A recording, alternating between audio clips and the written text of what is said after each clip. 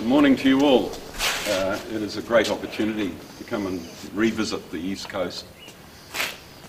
As Meg said, I started in 1983 over in the Motu and systematically worked my way around the whole of the East Cape, ended up down at Mahia and surveyed literally thousands and thousands of patches of bush and other habitat in order to try and understand what was the resource, what was the extent of the resource, what was left, what was important, and above all, to try and identify places that hopefully people would consider protecting in the longer term.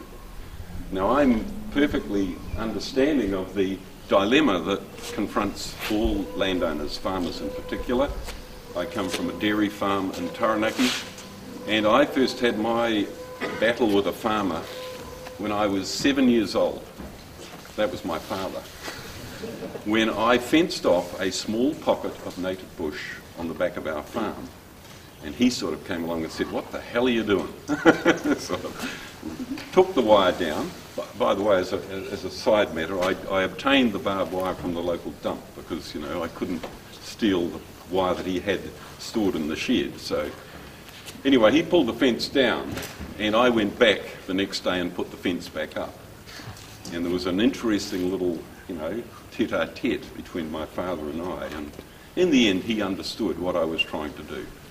And by the time I was ready to leave high school and go off to university, it was pretty clear what my interest in life was. It was actually understanding the native plants and animals that make Aotearoa New Zealand so special. So your challenge is that you are trying to manage a resource in a working landscape, and this is a big challenge. And we've heard some of the comments from Hamish about the difficulties of managing it. And the point about this is, if we are going to be serious about protecting these patches, particularly the ones in the lowland zone, which tend to be quite small, but are inordinately important compared to their size, way out of proportion. So we heard the statistics a moment ago about over 200,000 hectares protected by QE2. Most of that is concentrated in the lowland zone of New Zealand. And the consequence of that is that there is a greater concentration, especially of rare and threatened species, in those pockets than in the estate which is currently managed by the Department of Conservation.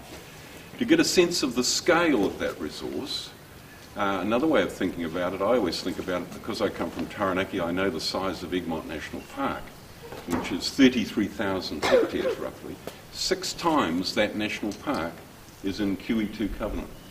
So that also gives you an appreciation of just how important it is. But to manage it in the long term is going to take a lot of really interesting work. And it's going to take a series of approaches that I think are going to have to be sort of evolved and developed as we go along.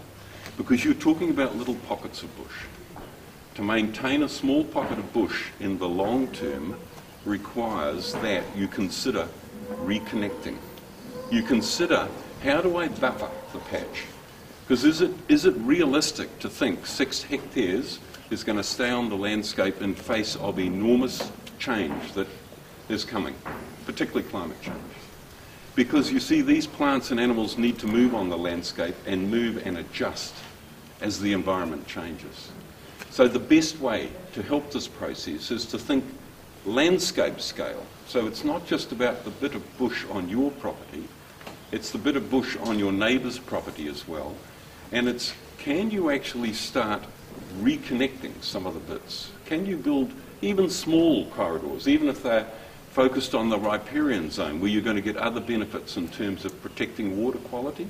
Whatever it might be, you've got to start thinking landscape scale and reconnecting the bits. Because unless that happens, when the changes occur, the plants and animals actually have nowhere to escape to. They need an escape route. They need a connection, and they need to continue to colonise and establish as changes occur.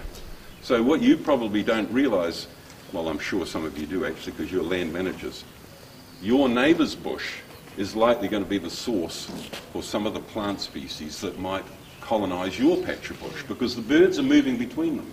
Birds take no notice of any of these landscape barriers. They don't take any notice of your tenure line or your boundary or whatever. They are moving on the landscape. And so it's about immigration to new sites, losing things, but then recolonisation.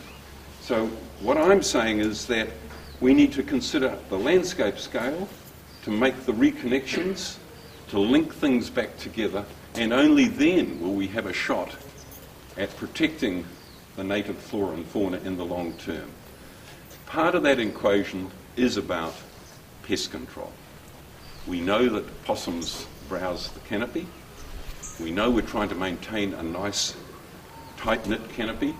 That's, survival of our native bush is about protecting the canopy, but it's also about protecting the understory, the shrub layer and the ground cover. And things like deer, we heard the comment about deer. Deer and goats or whatever, and New Zealand's native bush simply do not go together. It's a fact of life. They have evolved over millions of years to be non-resistant to the sort of browsing that occurs from ungulates, from things like goats and deer. Yes, they had a little bit of browsing back in the past from the extinct moa, but that was in a completely different type of impact. So for long-term survival of the patches, the pests must be controlled. And for things like deer and goats in particular, the levels of browsing that the bush can tolerate are extremely low.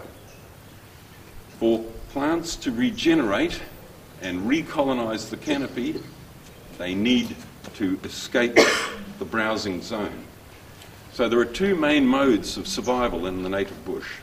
First is the plant that is entirely shade tolerant and can regenerate under its own canopy and get back up to control the canopy. And then there's the other sort that colonise gaps after there's been environmental damage of some sort. Not the browsing of the possum that I'm talking about here. What I'm talking about is wind throw or some other major event that opens up the canopy, damages the canopy and opens it up. And those plants colonise in gaps, and they have quite a high light demand. But in both cases, they cannot fulfil their function unless the browsing animal is controlled. So I believe we're going to go and have a look at a few places today, and we'll be able to look and see this regeneration process either occurring or not occurring. If the regeneration process does not occur, the bush doesn't collapse immediately, but it's on a trajectory to decline.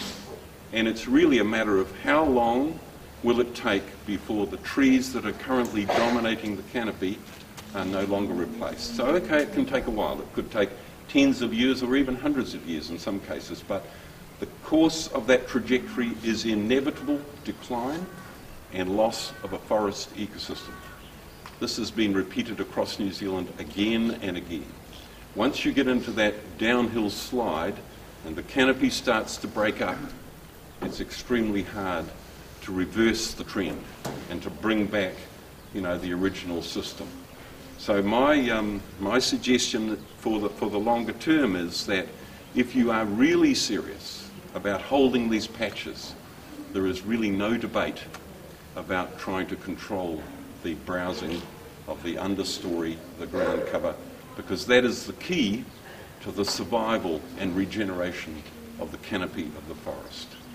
So perhaps just to finish off, I would just once again say what a pleasure it is to be on the East Coast. I flew from Hamilton yesterday at 3:30 p.m. on a day like today, and I spotted every single peak on the East Coast.